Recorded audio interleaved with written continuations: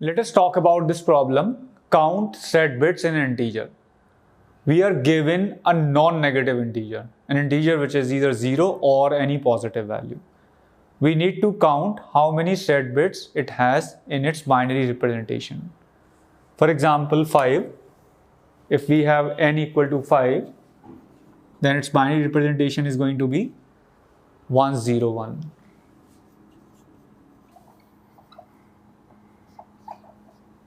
If your number is stored in 32 bits, then its actual representation is going to be 29 0 bits, right? 29 leading 0 bits and then 101, right? 1 plus 4, 5.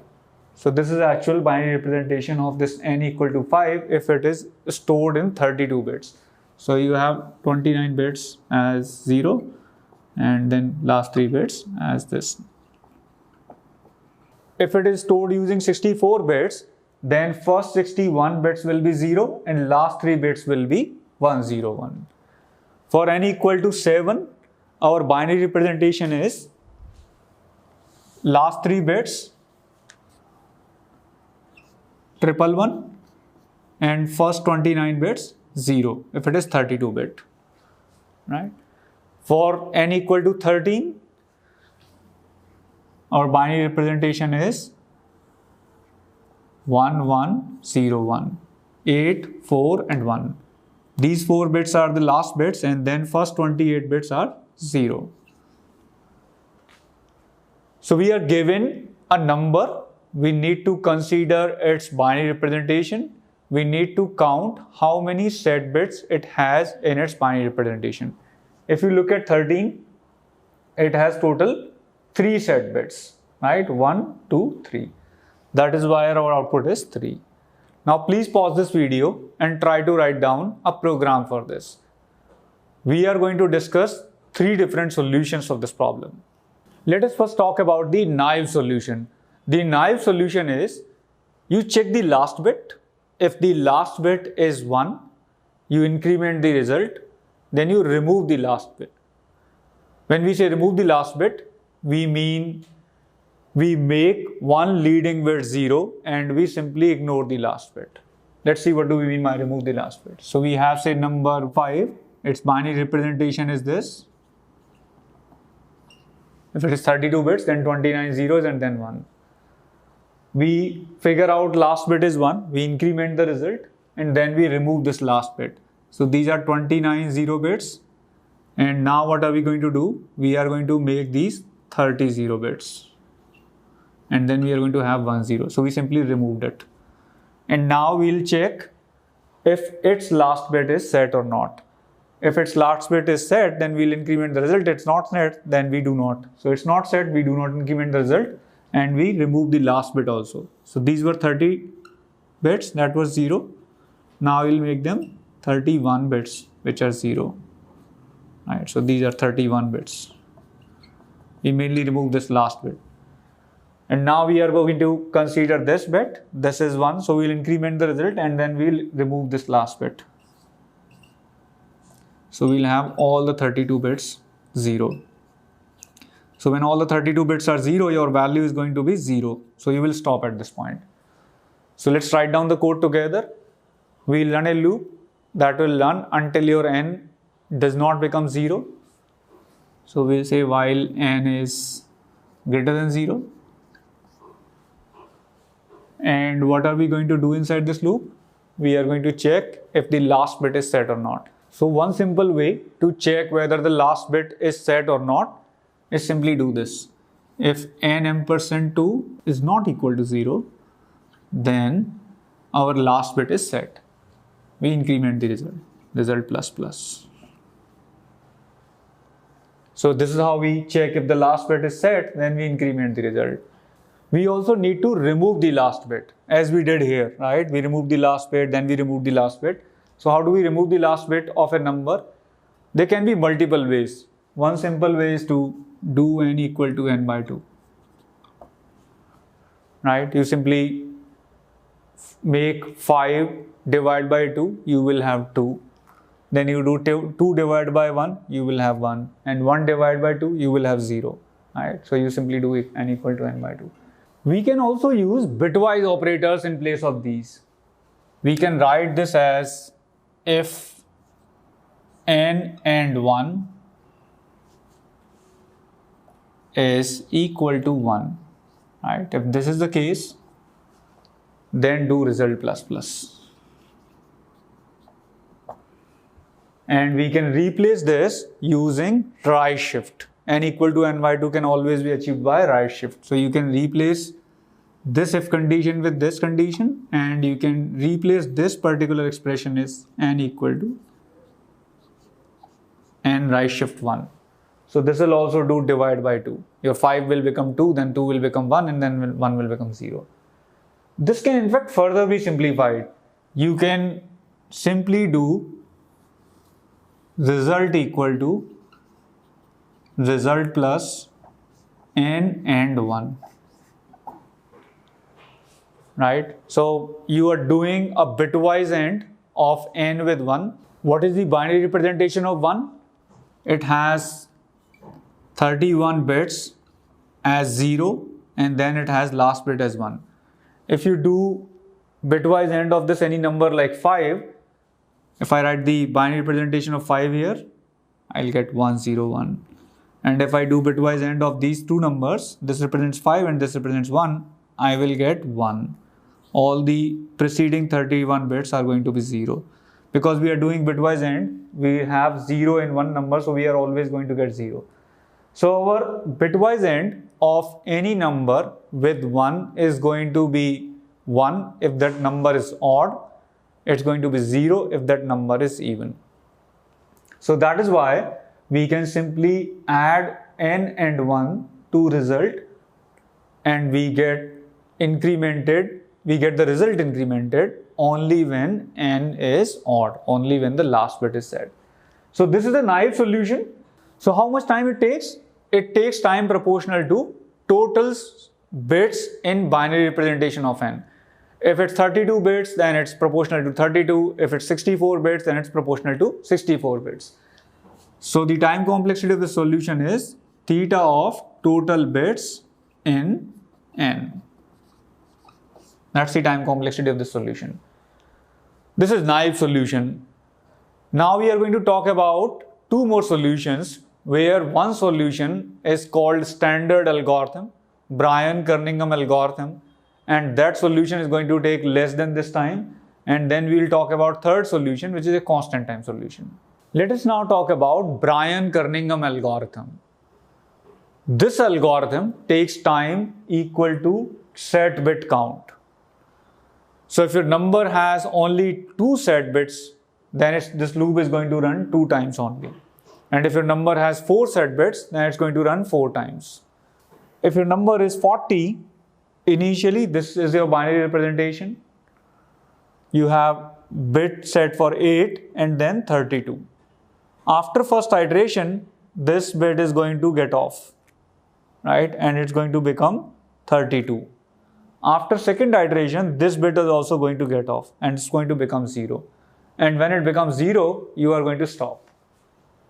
So how is this magic happening? That this algorithm requires time which is set bit count proportional, not the total bit count proportional. The main part here is this expression. Let us see how does this expression work. So in this diagram, I explained this expression. We have n is equal to 40 initially. So this is binary representation of 40. Here I have ignored the leading 0 bits, right? You can assume that if the number representation is 32 bit, then the remaining bit on the left side are 0, right? So how many remaining bits we have? There are 6 bits, so you will have 26 0 bits on the left side. Okay, so we have a number n equal to 40. Let's see what happens when we do this operation on this number. So in this operation, first we are computing n minus 1. So this is 39. And then we are doing AND of these two numbers. So we get 32 as a new value of n.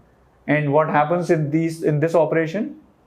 You get the last bit turned off. Initially your number was 40, now it becomes 32. Your last bit is turned off. And how does this happen? When you subtract 1 from a number, all the bits which are 0 after the last set bit, they become 1.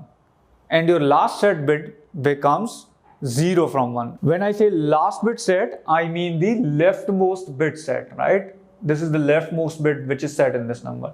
This bit becomes 0 after doing n and n minus 1. So we get this result. Again, we have one more bit set. So that's the only bit set, and that's the last bit set or leftmost bit set. And if I do n minus 1 end with this number, n minus 1 is 31. If I do end of these two numbers, I get 0. So in every iteration, you are turning off the last set bit. And that's how this algorithm gives you the total set bit in the given number. Because it's one by one turning off the last set bits, and it's going to stop when your number becomes 0.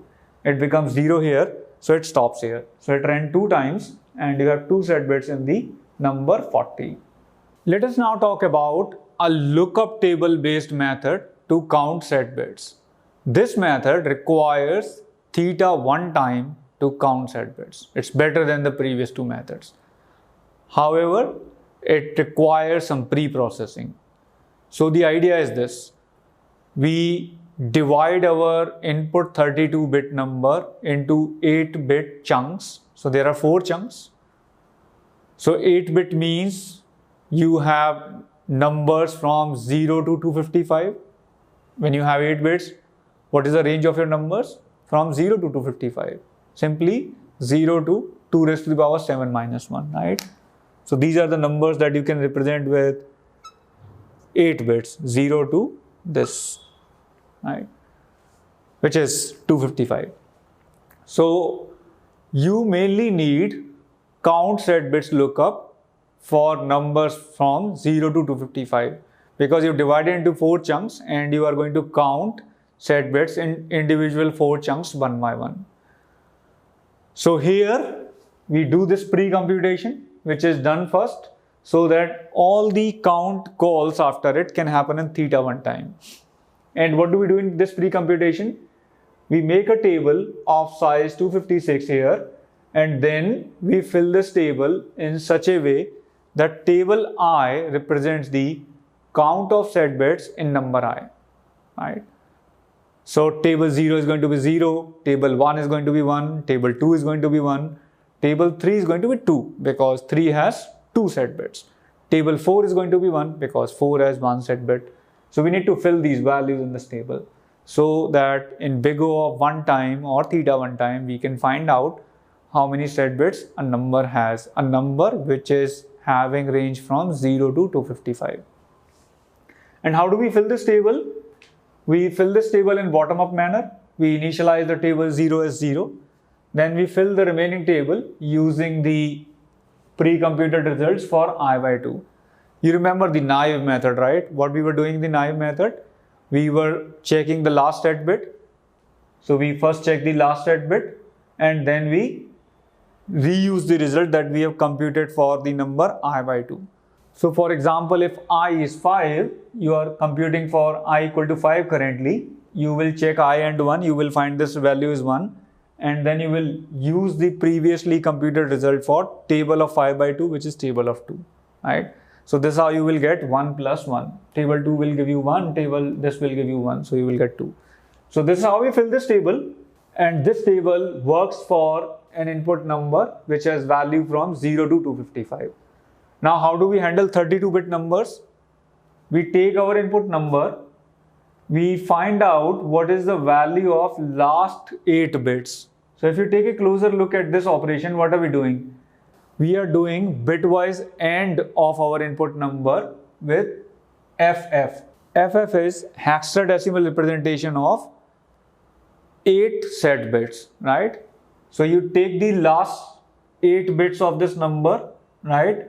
And you find out their values and you use that value as an index in the table array. That is how you count how many set bits are there in the last 8 bits, right? After that, you shift the number by 8 bits. So you ignore the last 8 bits. You simply remove them and shift the number by 8 bits. So next time you get the count of set bits in the next 8 bits. So first you get the count in the last 8 bits here. by doing with 0xFF. 0xFF is nothing but all ones. So you have all ones in this number. When you do bitwise AND of these two, you will get 13 only, and equal to 13, right? This is the value of last digits. See, this here you are getting 13, but suppose your number was bigger than 255. Say it was 256, then you would have got 0 here, right? Because this number 0xFF has last 8 bits as 1 and all the other bits as 0, 0, 0, right? So what it is going to do, it is going to make all the bits 0 in the result, and it's going to consider only the last 8 bits. So you're getting 13 here, but suppose if the number was greater than 255, if it was 256, then you would have got 0 here. If it was 257, then you would have got 1 here. So you basically get the value of last 8 bits in the binary representation by using this expression. And then you do a lookup of this value in your table and you get the count of set bits in those 8 bits. This is how you initialize the result. Then what you do is you move these 8 bits ahead, right? So this, your number which is represented this way, changes to this thing. These 8 bits are gone and these 8 bits are copied here. Here you have 30, so all the bits are now 0, but whatever was there would have come here, right? After moving the next 8 bits, we count set bits in those 8 bits. Then we again move 8 bits so that we have the next chunk at the end and previous bits at 0, and we count set bits in that chunk of 8 bits. And after moving that chunk and counting set bits in that chunk, we move the last chunk of 32-bit numbers. We move the last chunk here and we count the set bits in that chunk. And we add all these set bits to the result one by one. So we have total count set bits in the overall number. If you want to extend this solution for 64-bit numbers, you will just have to do it 4 more times, right? And you can use the same function here. And here you are doing it 4 times, then you will do it 8 times. So this is a lookup table solution that works in theta 1 time under the assumption that you've already done these computations. You've pre-computed this table. Now all calls of count set bits for all the numbers now work in theta 1 time.